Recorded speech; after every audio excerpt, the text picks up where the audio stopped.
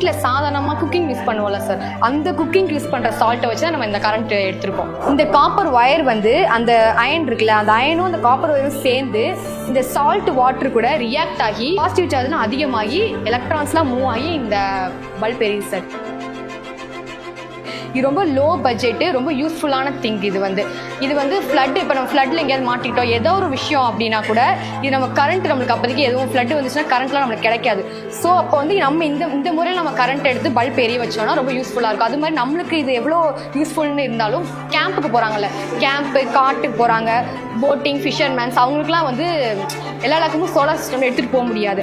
அவங்களாம் வந்து இந்த மாதிரி முறையில் வந்து உப்பு தண்ணியில் வந்து கரண்ட் எடுத்து பல்ப் எரிய வச்சா அவங்களுக்கு ரொம்ப யூஸ்ஃபுல்லாக இருக்கும். அதுவும் கேம்ப்ல இருந்து ரொம்ப யூஸ்ஃபுல்லாக இருக்கும் சார். பிளேடில் வந்து அந்த ஈரப்பதம் இருக்கு இல்லையா, அந்த ஈரப்பதம், அந்த உப்பு ஈரப்பதம் வந்து இருக்கிற வரைக்கும் எரிஞ்சிட்டே தான் இருக்கும். 3 மணி to 4 மணி நேரம் வரைக்கும் எரிஞ்சிட்டே தான் இருக்கும், அமரவே அமராது.